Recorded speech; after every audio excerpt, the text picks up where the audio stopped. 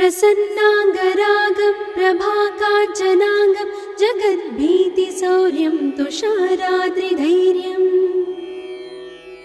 तृणीभूतहेतिं रणोद्यद्विभूतिं भजे वायुपुत्रं पवित्राप्तमित्रम्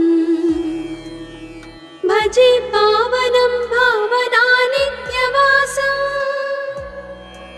भजे बालभानुं प्रभाचारुभासम् भजे चन्द्रिका कुन्दमन्दारहासम् भजे सन्ततं रामभूपालदासम् भजे लक्ष्मणप्राणरक्षातिदक्षं भजे तोषितानेकगीर्वाणपक्षम् भजे घोरसङ्ग्रामसीमाहताक्षं भजे रामनामातिसम्प्राप्तरक्षम् कृताभीलनादं क्षितिक्षिप्तपादम् घनक्रान्तभृङ्गं कटिस्थोरुजङ्घम् वियद्व्याप्तकेशं भुजाश्लेषितास्मम् जयश्री समेतं भजे रामदूतम् चलद्वालघातं भ्रमच्चक्रवालं कठोराट्टहासं प्रभिन्नाब्जजाण्डम् महासिंहनादाद्विशीर्णत्रिलोकं भजे आञ्जनेयं प्रभुं वज्रकायम् रणे भीषणे मेघनादे सनाधे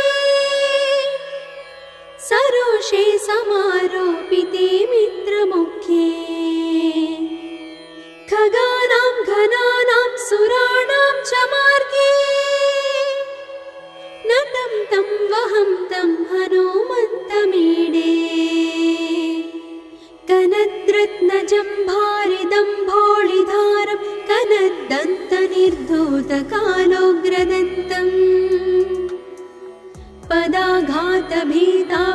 पदाघातभीताब्धिभूताधिवासं रणक्षोणिदक्षं भजे पिङ्गळाक्षम्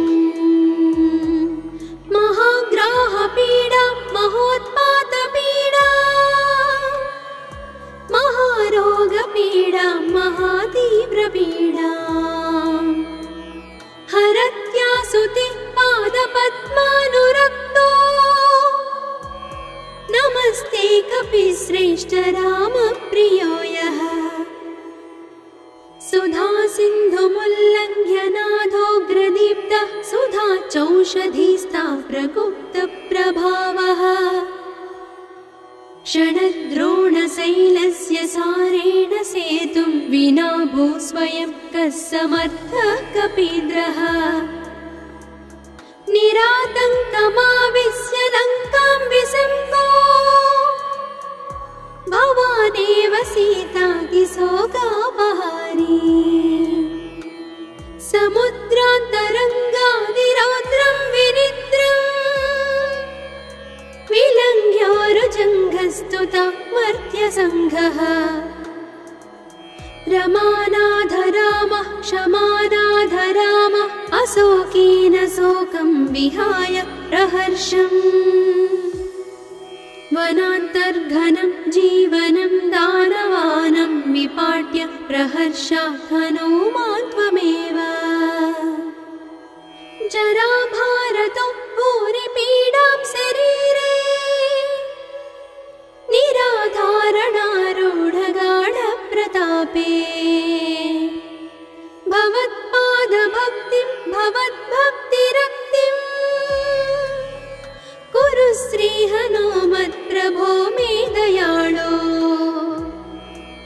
महायोगिनो ब्रह्मरुद्रादयो वा न जानन्ति तत्त्वं निजं राघवस्य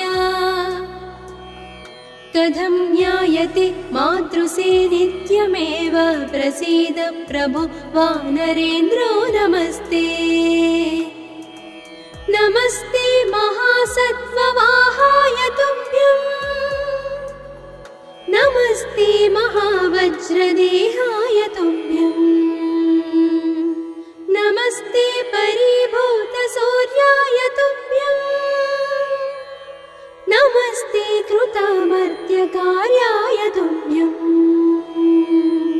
नमस्ते सदा ब्रह्मचर्याय तुभ्यं नमस्ते सदा वायुपुत्राय तुभ्यम् नमस्ते सदा पिङ्गलाक्षाय तुभ्यं नमस्ते सदा रामभक्ताय तुभ्यम् हनुमद्भुजङ्गप्रयातं प्रभाते प्रदोषेऽपि वाचार्थरात्रेऽपि मर्त्यः पठन्नस्नतोऽपि प्रमुक्ताघजालः सदा सर्वदा रामभक्तिं प्रयाति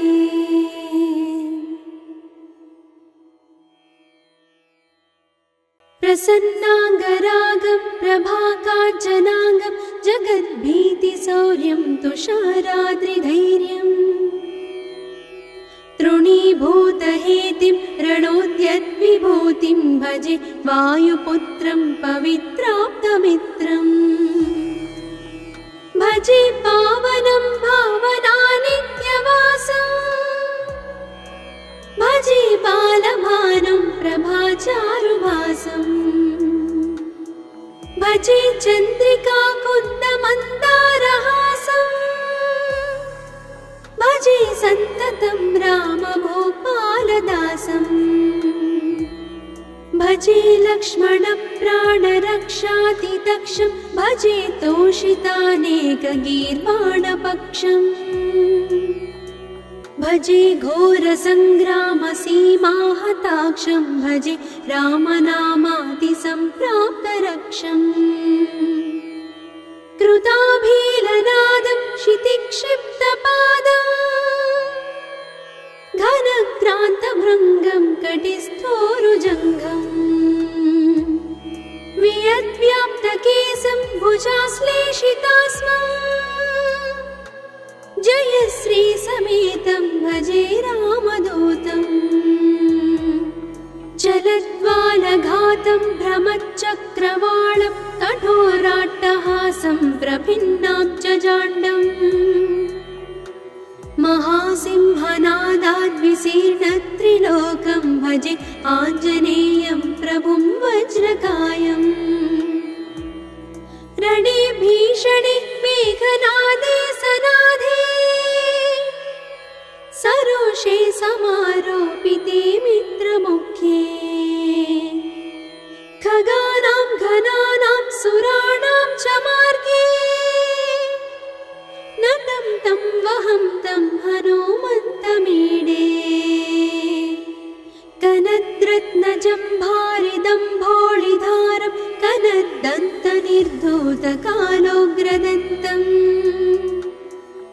पदाघातभीताब्धिभूताधिवासं रणक्षोणिदक्षं भजे पिङ्गलाक्षम् महाग्राहपीडा महोत्पातपीडा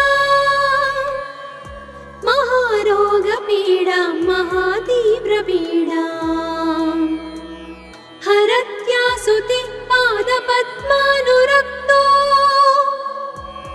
नमस्ते कपिश्रेष्ठ रामप्रियो यः सुधा सिन्धुमुल्लङ्घ्य नाथोग्रदीप्तः सुधा चौषधीस्ता प्रगुप्तप्रभावः षडद्रोणशैलस्य सारेण सेतुं विना भूस्वयं कः समर्थः कपीन्द्रः निरातङ्कमाविश्य लङ्कां विसम्भो भवानेव सीतातिशोकापहारी समुद्रान्तरङ्गादिरौद्रं विनिद्रम् विलङ्घ्योरुजङ्घस्तुता मर्त्यसङ्घः रमानाथ रामः क्षमानाथ रामः अशोकेन शोकं विहाय प्रहर्षम् वनान्तर्घनं जीवनं दानवानं विपाट्य प्रहर्षात् हनुमान् त्वमेव जराभारतो भूरिपीडां शरीरे निराधारणारूढग कल्पे भवत्पादभक्तिं भवद्भक्तिरक्तिं कुरु श्रीहनुमत्प्रभो मे दयाळो महायोगिनो ब्रह्मरुद्रादयो वा न जानन्ति तत्त्वं निजं राघवस्य कथं ज्ञायते मातृसे नित्यमेव प्रसीद प्रभो वानरेन्द्रो नमस्ते नमस्ते महासत्त्ववाहाय तुभ्यं नमस्ते महावज्रदेहाय तुभ्यं नमस्ते परिभूतसूर्याय तुभ्यं नमस्ते कृतामर्त्यकार्याय तुभ्यं नमस्ते सदा ब्रह्मचर्याय तुभ्यं नमस्ते सदा वायुपुत्राय तुभ्यं नमस्ते सदा पिङ्गळाक्षाय तुभ्यं नमस्ते सदा रामभक्ताय तुभ्यं हनुमद्भुजङ्गप्रयातं प्रभाते प्रदोषेऽपि वाचार्थरात्रेऽपि मर्त्यः पठन्नस्नतोऽपि प्रमुक्ताघजालः सदा सर्वदा रामभक्तिं प्रयाति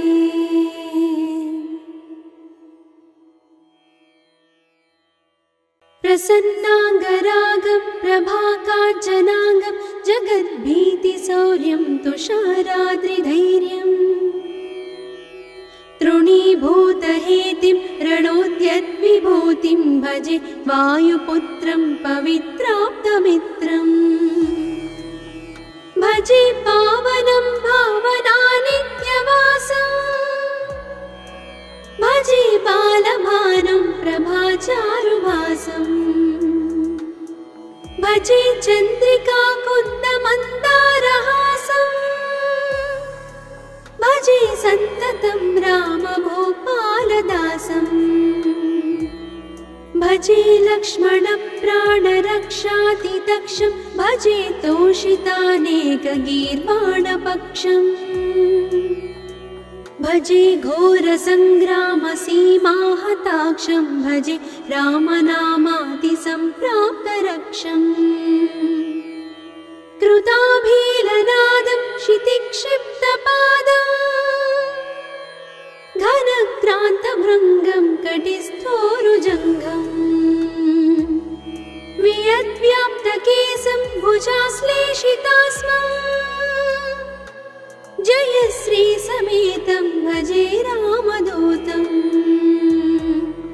चलद्वालघातं भ्रमच्चक्रवालं कठोराट्टहासं प्रभिन्नाब्जजाण्डम् महासिंहनादाद्विशीर्णत्रिलोकं भजे आञ्जनेयं प्रभुं वज्रकायम् रणे भीषणे मेघनादे सनादे सरोषे समारोपिते मित्रमुख्ये खगानां घनानां सुराणां च मार्गे नतं तं वहं तं हनुमन्तमीडे कनद्रत्नजम्भारिदम्भोळिधारं कनद्दन्तनिर्धूतकालोग्रदन्तम्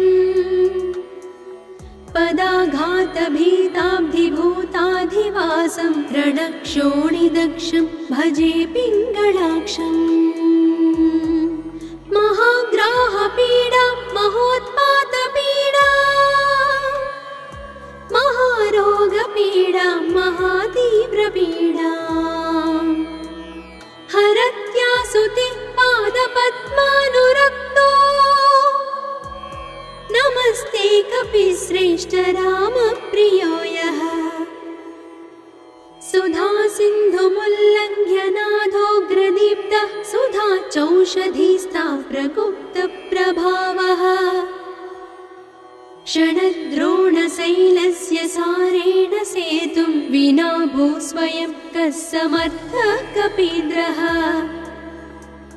निरातङ्कमाविश्य लङ्कां विसङ्गो भवानेव सीतातिशोकापहारी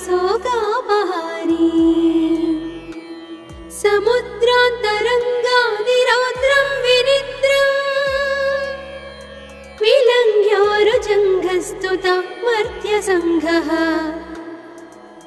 रमानाधरामः क्षमानाधरामः अशोकेन शोकं विहाय प्रहर्षम्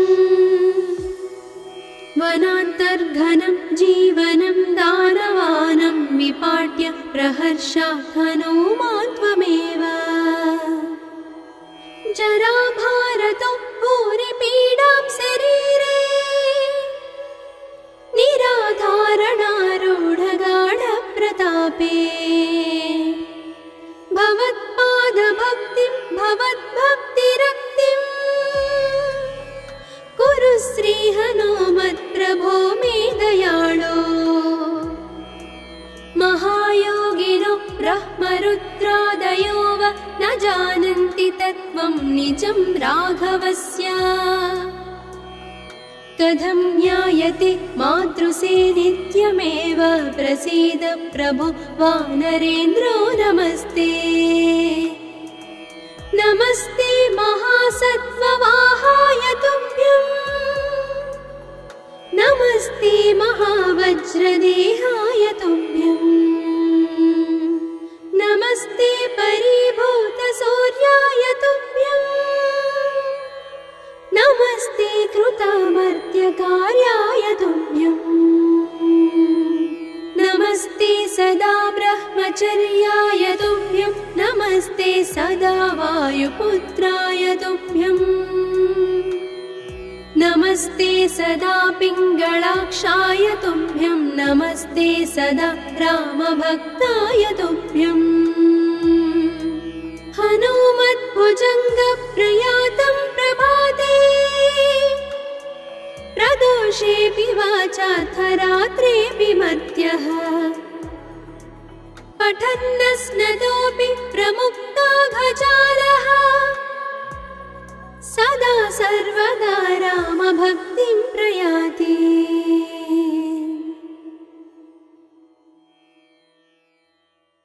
प्रसन्नाङ्गरागं प्रभाकाञ्चनाङ्गं जगद्भीतिशौर्यं तुषाराद्रिधैर्यम् तृणीभूतहेतिं रणोद्यद्विभूतिं भजे वायुपुत्रं पवित्राप्तमित्रम् भजे पावनं भावनानित्यवासम् भजे बालभानं प्रभाचारुभासम् भजे चन्द्रिकाकुन्दमन्दारहासम् भजे सन्ततं रामभूपालदासम् भजे लक्ष्मणप्राणरक्षातिदक्षं भजे तोषितानेकगीर्वाणपक्षम् भजे घोरसङ्ग्रामसीमाहताक्षं भजे रामनामातिसम्प्राप्तरक्षम् कृताभीलनादं क्षितिक्षिप्तपादम् घनक्रान्तभृङ्गं कटिस्थोरुजङ्घम् वियद्व्याप्तकेशं भुजाश्लेषितास्मम् जय श्री समेतं भजे रामदूतम् चलद्वालघातं भ्रमच्चक्रवालं कठोराट्टहासं प्रभिन्नाब्जजाण्डम् महासिंहनादाद्विशीर्णत्रिलोकं भजे आञ्जनेयं प्रभुं वज्रकायम् रणे भीषणे मेघनादे सनादे सरोषे समारोपिते मित्रमुख्ये खगानां घनानां सुराणां च मार्गे नतं तं वहं तं हनुमन्तमीडे कन जलद्रत्नजम्भारिदम्भोळिधारं कनद्दन्तनिर्धूतकालोग्रदन्तम् पदाघातभीताब्धिभूताधिवासं रणक्षोणिदक्षं भजे पिङ्गळाक्षम् महाग्राहपीडा महोत्पातपीडा महारोगपीडा महातीव्रपीडा हरत्यासुते पादपद्मानुरक्तो नमस्ते कपिश्रेष्ठ रामप्रियो यः सुधा सिन्धुमुल्लङ्घ्य नाथोग्रदीप्तः सुधा चौषधीस्ता प्रगुप्तप्रभावः षडद्रोणशैलस्य सारेण सेतुं विना भू स्वयं कः समर्थः कपीन्द्रः निरातङ्कमाविश्य लङ्कां विसङ्गो भवानेव सीतातिशोकापहारी समुद्रान्तरङ्गादिरौद्रं विनिद्रम् विलङ्घ्योरुजङ्घस्तुता मर्त्यसङ्घः रमानाधरामः क्षमानाधरामः अशोकेन शोकं विहाय प्रहर्षम् वनान्तर्घनं जीवनं दानवानं विपाट्य प्रहर्षात् हनूमान् त्वमेव जराभारतो भूरिपीडां शरीरे निराधारणारूढगाढप्रतापे भवत्पादभक्तिं भवद्भक्तिरक्तिं कुरु श्रीहनुमत्प्रभो मे दयाळो महायोगिनो ब्रह्मरुद्रादयो वा न जानन्ति तत्त्वं निजं राघवस्य कथं ज्ञायते मातृसे नित्यमेव प्रसीद प्रभो वानरेन्द्रो नमस्ते नमस्ते महासत्त्ववाहाय तुभ्यम् नमस्ते महावज्रदेहाय तुभ्यम् नमस्ते परिभूतसूर्याय तुभ्यम् नमस्ते कृतामर्त्यकार्याय तुभ्यम् नमस्ते सदा ब्रह्मचर्याय तुभ्यं नमस्ते सदा वायुपुत्राय तुभ्यम् नमस्ते सदा पिङ्गळाक्षाय तुभ्यं नमस्ते सदा रामभक्ताय तुभ्यम् हनुमद्भुजङ्गप्रयातं प्रभाते प्रदोषेऽपि वाचार्थरात्रेऽपि मर्त्यः पठन्नस्नतोऽपि प्रमुक्ताघजालः सदा सर्वदा रामभक्तिं प्रयाति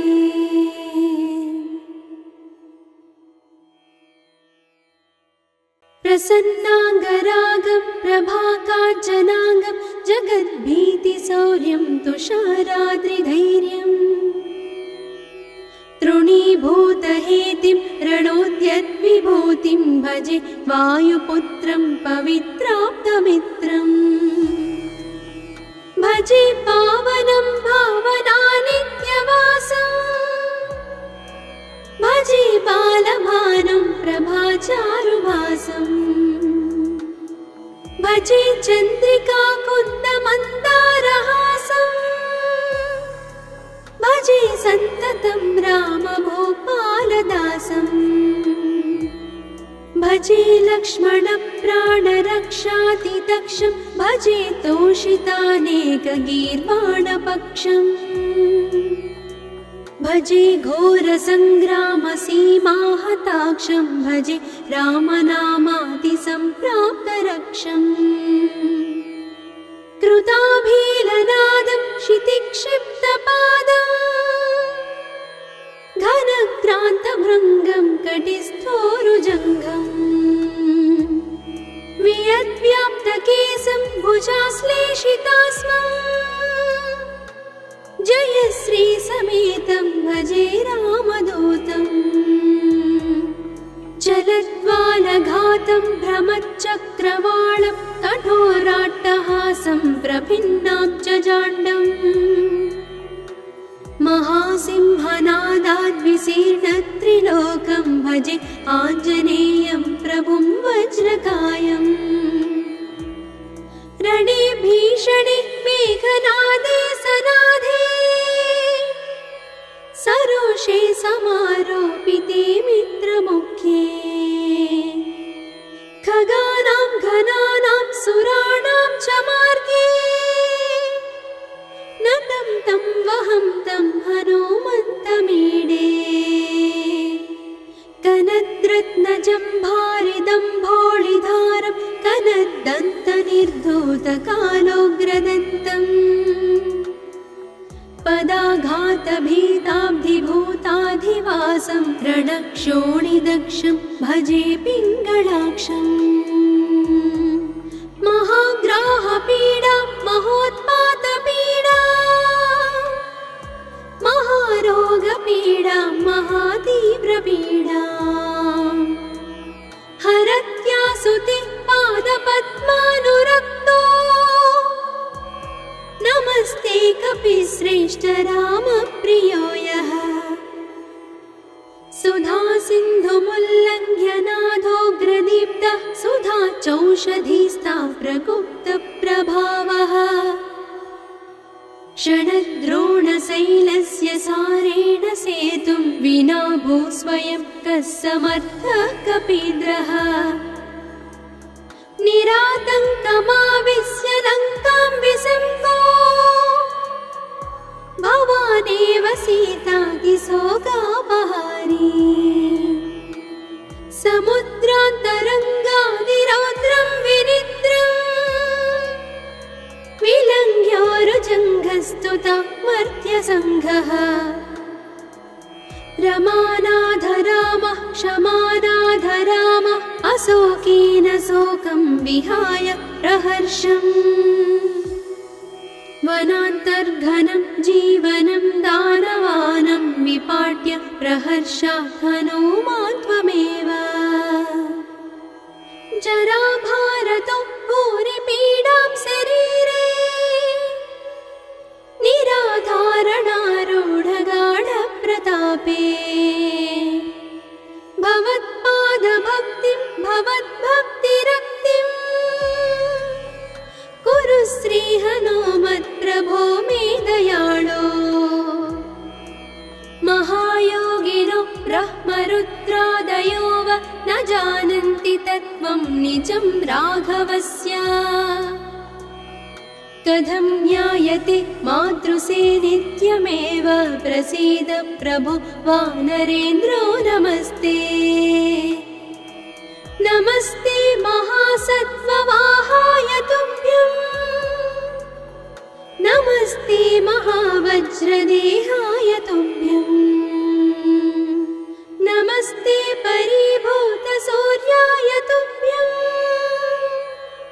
नमस्ते कृतामर्त्यकार्याय तुभ्यं नमस्ते सदा ब्रह्मचर्याय तुभ्यं नमस्ते सदा वायुपुत्राय तुभ्यं नमस्ते सदा पिङ्गळाक्षाय तुभ्यं नमस्ते सदा रामभक्ताय तुभ्यं हनुमद्भुजङ्गप्रयातं प्रभाते प्रदोषेऽपि वाचार्थरात्रेऽपि मध्यः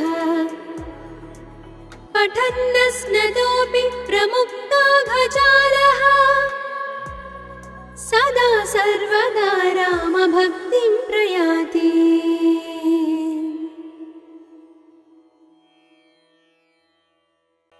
प्रसन्नाङ्गरागं प्रभाकाञ्चनाङ्गं जगद्भीतिशौर्यं तुषाराद्रिधैर्यम्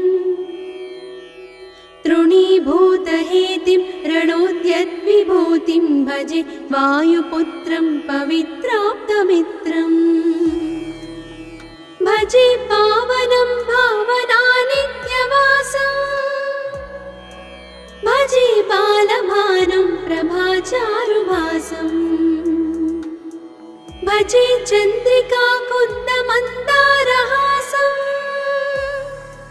भजे सन्ततं रामभूपालदासम् भजे लक्ष्मणप्राणरक्षातिदक्षं भजे तोषितानेकगीर्वाणपक्षम् भजे घोरसङ्ग्रामसीमाहताक्षं भजे रामनामातिसम्प्राप्तरक्षम् कृताभीलनादं क्षितिक्षिप्तपादम् घनक्रान्तभृङ्गं कटिस्थोरुजङ्घम् वियद्व्याप्तकेशं भुजाश्लेषितास्मम् जयश्री समेतं भजे रामदूतम् चलद्वालघातं भ्रमच्चक्रवालं कठोराट्टहासं प्रभिन्नां च जाण्डम् महासिंहनादाद्विशीर्णत्रिलोकं भजे आञ्जनेयं प्रभुं वज्रकायम् रणे भीषणे मेघनादे सनाधे सरोषे समारोपिते मित्रमुखे खगानां घनानां सुराणां च मार्गे नतं तं वहं तं हनुमन्तमीडे कनद्रत्नजम्भारिदम्भोळिधारं कनद्दन्तनिर्धूतकालोग्रदन्तम् पदाघातभीताब्धिभूताधिवासं रणक्षोणिदक्षं भजे पिङ्गळाक्षम् महाग्राहपीडा महोत्पातपीडा महारोगपीडा महातीव्रपीडा हरत्यासुते पादपद्मानुरक्तो नमस्ते कपिश्रेष्ठ रामप्रियो यः सुधा सिन्धुमुल्लङ्घ्य नाथोग्रदीप्तः सुधा चौषधीस्ता प्रगुप्तप्रभावः षडद्रोणशैलस्य सारेण सेतुं विना भूस्वयं कः समर्थः कपीन्द्रः निरातङ्कमाविश्य लङ्कां विसङ्गो भवानेव सीतातिशोकापहारी समुद्रान्तरङ्गादिरौद्रं विनिद्रम् विलङ्घ्योरुजङ्घस्तुता मर्त्यसङ्घः रमानाथ रामः क्षमानाथ रामः अशोकेन शोकं विहाय प्रहर्षम् वनान्तर्घनं जीवनं दानवानं विपाट्य प्रहर्षात् हनुमान् त्वमेव जराभारतो भूरिपीडां शरीरे निराधारणारूढगाढप्रतापे भवत्पादभक्तिं भवद्भक्तिरक्तिं कुरु श्रीहनुमत्प्रभो मे दयाळो महायोगिनो ब्रह्मरुद्रादयो वा न जानन्ति तत्त्वं निजं राघवस्य कथं ज्ञायते मातृसे नित्यमेव प्रसीद प्रभो वानरेन्द्रो नमस्ते नमस्ते महासत्त्ववाहाय तुभ्यं नमस्ते महावज्रदेहाय तुभ्यं नमस्ते परिभूतसूर्याय तुभ्यं नमस्ते कृतामर्त्यकार्याय तुभ्यं नमस्ते सदा ब्रह्मचर्याय तुभ्यं नमस्ते सदा वायुपुत्राय तुभ्यं नमस्ते सदा पिङ्गलाक्षाय तुभ्यं नमस्ते सदा रामभक्ताय तुभ्यम् हनुमद्भुजङ्गप्रयातं प्रभाते प्रदोषेऽपि वाचाथ रात्रेऽपि मर्त्यः पठन्नस्नतोऽपि प्रमुक्ताघजालः सदा सर्वदा रामभक्तिं प्रयाति।